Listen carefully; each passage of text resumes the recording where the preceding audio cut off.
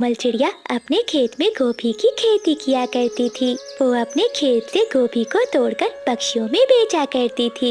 ऐसे चिड़िया के घर का गुजारा होता था। बिजली बहन, आज मेरे खेत में काम कुछ ज्यादा है, मेरी थोड़ी सी मदद करवा दो। नाना चिड़िया, तुम्हारे खेतों में बहुत मट्टी है। मट्टी पड़ने से मेरा ये सुंदर रंग खराब हो जाएगा। ठीक है बिजली बहन, मैं अपना काम खुद कर लेती हूँ। फिर कोमल चिड़िया अपने खेत में जाती है और गोभी तोड़ने लगती है। कोमल चिड़िया अपने खेत में गोभी तोड़ रही थी, तभी वहाँ एक बूढ़ी फाख्ता आती है। वो देखने में कोई जादुई फाख्ता लग रही थी। चिड़िया बेटी, मैं बहुत भूखी हूँ, मेरी मदद करो। मुझे अपने खेत की एक गोभी दे दो। माँ जी, आप बैठिए, मैं आपको एक या दो गोभी का फूल देती हूँ। आप जी भरकर गोभी की सब्जी बनाकर खाइएगा। फिर कोमल चिड़िया बूढ़ी फाख्ता को दो गोभी के फूल तोड़कर दे देती है। बूढ़ी फाख्ता वो गोभी के फूल लेकर वहाँ से गायब हो जाती है। अरे, ये माँ जी कहाँ चली गई? ऐसा कहते हुए कोमल चिड़िया अपने कामों में फिर से लग जाती है। ऐसे कोमल चिड़िया का गुजारा बहुत अच्छे से हो रहा था। वो अपने दोनों बच्चों के लिए बहुत अच्छे अच्छे भोजन बनाती थी और उनका बहुत ख्याल रखती थी। ऐसे ही कुछ दिनों बाद जंगल में बहुत तेज बारिश शुरू हो जाती है। जंगल में तो हर तरफ पानी ही पानी भर जाता है। कोमल चिड़िया अपने घर की खिड़की में बैठी बाहर से बारिश देखकर बहुत डरी हुई थी। ऐ ऊपर वाले, कृपया करो हम पर। अगर बारिश ना रुकी तो मेरी गोभी की फसल खराब हो जाएगी। फिर मैं क्या करूँगी? मैं कहाँ जाऊँगी? जंगल में सारी रात बारिश बरसती रहती है। अगली सुबह जब बारिश रुक जाती है तो कोमल चिड़िया अपने खेत में जाकर देखती है तो उसका खेत पूरी तरह से पानी से भर चुका था। उसकी सारी गोभी पानी में बह चुकी थी। ये सब देखकर कोमल चिड़िया रोने लगती है। ये क्या हुआ? मैं बर्बाद हो गई। अब तो मेरे पास कोई और काम भी नहीं है। अब मैं कैसे अपने बच्चों को पालूंगी? फिर रोती हुई कोमल चिड़िया अपने घर चली जाती है। देखते ही देखते कुछ दिन बीत जाते हैं। अब तो कोमल चिड़िया के घर से राशन भी खत्म हो चुका था। मम्मा, भूख लगी है, हमें भोजन दो। बच्चे अपनी माँ से भोजन मांग रहे थे, लेकिन कोमल चिड़िया चुप बैठी थी। बच्चों, तुम दोनों घर पर ही बैठो, मैं कुछ लेकर आती हूँ। माँ चिड़िया अपने घर से निकलती है और पड़ोसन बिजली कभी के घर जाती है।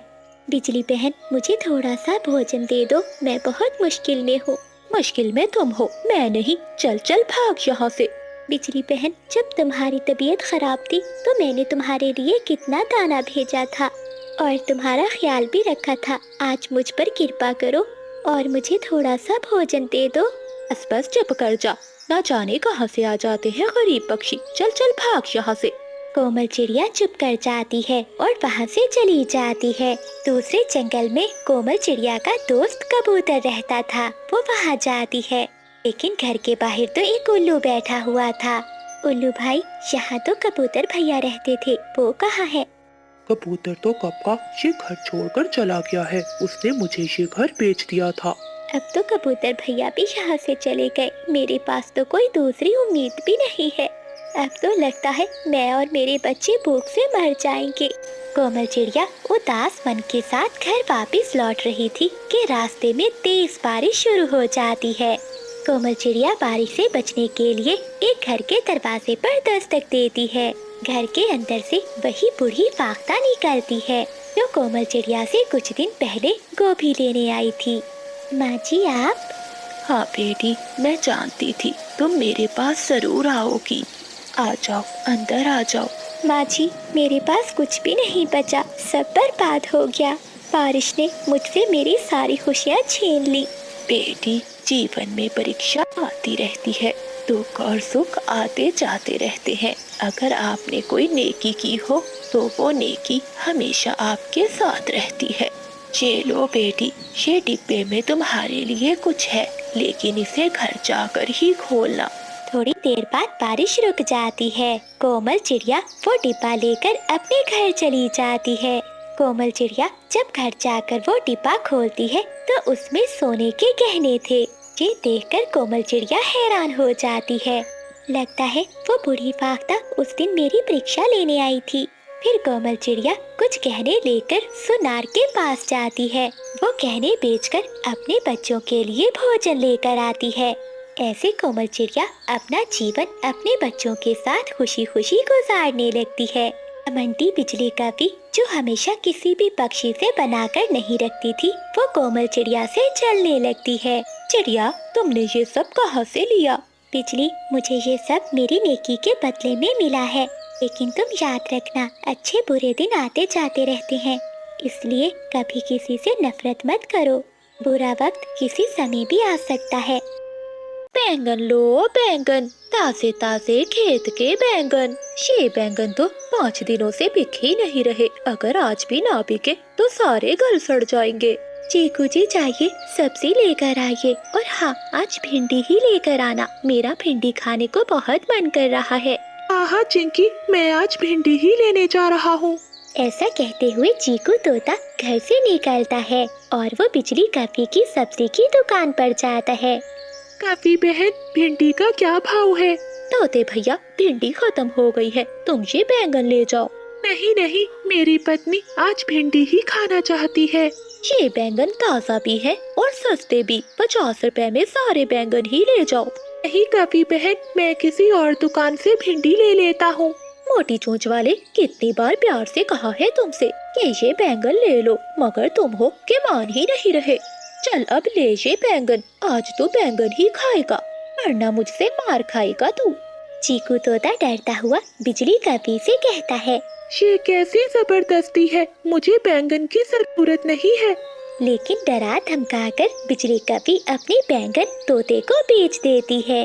सारा दिन जंगल में सब्जी बेचने के बाद बिजली कपी अपने घर जाती है। बादल कौवा आराम से अपने घोंसले में सोया हुआ था। उठ जा निकम्मे, अब तो रात फिर से होने वाली है। बिजली, मेरी हवाई मोटर के लिए पैसे बने क्या? सब्जी बेचने से इतने पैसे नहीं बनते, जो पैसे बनते हैं उससे घर का राशन ही आता है। अगर मैं तुम्हें फ्री में सब्जी ला कर दूं, तो क्या तुम मुझे हवाई मोटर के पैसे दोगी? क्या फ्री में सब्जी? क्या तुम्हारी माँ के सब्जी के खेत है? हाँ, मेरी माँ के ही समझो। फिर अगली सुबह बादल कौवा टोकरी उठाता है और किसान के खेत में जाता है। वो किसान के खेत में जाकर छुपकर बैठ जाता है। वो अपनी टोकरी में बैंगन लो बैंगन, ताजे ताजे खेत के बैंगन। ये बैंगन तो 5 दिनों से बिके ही नहीं रहे, अगर आज भी ना बिके तो सारे गल सड़ जाएंगे। चीकू जी, जाइए सब्जी लेकर आइए, और हाँ, आज भिंडी ही लेकर आना, मेरा भिंडी खाने को बहुत मन कर रहा है। हाँ चिंकी, मैं आज भिंडी ही लेने जा रहा हूँ। ऐसा कहते हुए चीकू तोता घर से निकलता है और वो बिजली कपी की सब्जी की दुकान पर जाता है। काफी बहन, भिंडी का क्या भाव है? तोते भैया, भिंडी खत्म हो गई है, तुम ये बैंगन ले जाओ।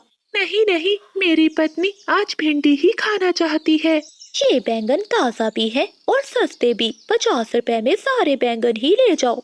नहीं काफी बहन, मैं किसी और दुकान से भिंडी ले लेता हूँ।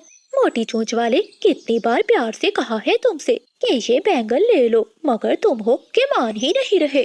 चल अब ले ये बैंगन, आज तो बैंगन ही खाएगा, वरना मुझसे मार खाएगा तू। चीकू तोता डरता हुआ बिजली कपी से कहता है, ये कैसी जबरदस्ती है, मुझे बैंगन की जरूरत नहीं है। लेकिन डरा धमकाकर बिजली कपी अपनी बैंगन तोते को बेच देती है। सारा दिन जंगल में सब्जी बेचने के बाद बिजली कपी अपने घर जाती है। बादल कौवा आराम से अपने घोंसले में सोया हुआ था। उठ जा निकम्मे, अब तो रात फिर से होने वाली है। बिजली, मेरी हवाई मोटर के लिए पैसे बने क्या? सब्जी बेचने से इतने पैसे नहीं बनते, जो पैसे बनते हैं उससे घर का राशन ही आता है। अगर मैं तुम्हें फ्री में सब्जी ला कर दूं, तो क्या तुम मुझे हवाई मोटर के पैसे दोगी? क्या फ्री में सब्जी? क्या तुम्हारी माँ के सब्जी के खेत है? हाँ, मेरी माँ के ही समझो। फिर अगली सुबह बादल कौवा टोकरी उठाता है और किसान के खेत में जाता है। वो किसान के खेत में जाकर छुपकर बैठ जाता है। वो अपनी टोकरी में किसान की सब्जियां चुरा चुरा कर डालता रहता है। थोड़ी ही देर में बादल कौवे की टोकरी सब्जियों से भर जाती है। किसान थोड़ी दूर खेतों में काम कर रहा था, उसे पता ही नहीं चलता। कि कब कप्पा उसकी सब्जी चुराकर भाग जाता है। देखो मैं ले आया, मैं ये सब्जी ले आया। अब तुम ये सब्जी बेच दो, देखना कैसे दुगनी कमाई होती है। पति जी, अगर मुफ्त में सब्जी ला ला कर बेचते रहे तो हम दिनों में ही अमीर हो जाएंगे।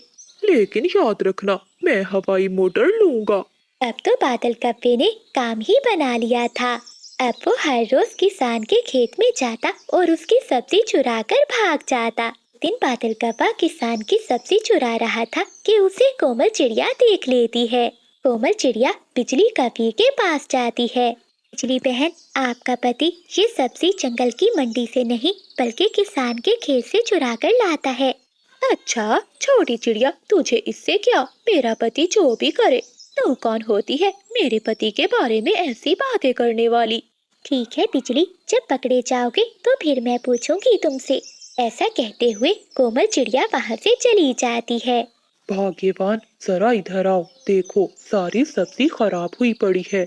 लगता है कोई चोर हमारी सब्जी चुरा रहा है।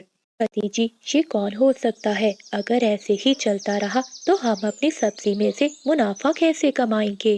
भाग्यवान, तुम घर जाओ, आज शाम तक मैं खेत में ही रखवाली करूंगा।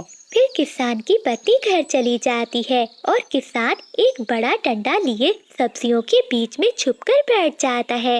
बादल कप्पा खुशी खुशी गीत गाता हुआ अपनी टोकरी लेकर किसान के खेत में आता है। उस पागल किसान को कभी भी पता नहीं चलेगा कि मैं बादल कप्पा उसकी सारी सब्जी चुरा कर लेकर जाता हूँ। ऐसा कहते हुए बादल कप्पा सब्जी तोड़ता है और अपनी टोकरी में रखने लगता है। तभी पीछे से किसान डंडा लेकर आ जाता है और कप्पे से कहता है, खबरदार, अगर उड़ने की कोशिश की तो जान से मार दूंगा। फिर कहा झूठ, वो भी चील चाची से। बिजली भाग, वरना बहुत पीटेंगे। इससे पहले कि वो भाग पाते, चील चाची उन्हें पकड़ लेती है। वो उन दोनों को मार मार कर उन्हें उल्लू बना देती है। ऐसे उन कप्पों को पूरे काम की सजा मिलती है। प्यारे दोस्तों, इस कहानी को लाइक अपने दोस्तों के साथ शेयर करना मत भूलिएगा। आपका धन्यवाद। बादल कप्पे के साथ उसकी माँ और छोटा भाई भी रहा करता था। बादल कप्पे का छोटा भाई बहुत मेहनती था। वो सुबह सवेरे घर से निकल जाता और सारा सारा दिन जंगल में लकड़ियाँ काटा करता था।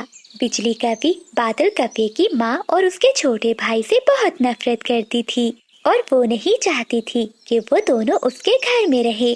बादल जी, बहुत हो गया। अगर आज अपनी माँ और छोटे भाई को घर से ना निकाला तो मैं अपने मायके चली जाऊंगी। बिजली, वो सारा दिन मेहनत करके हमारे लिए भोजन लाता है।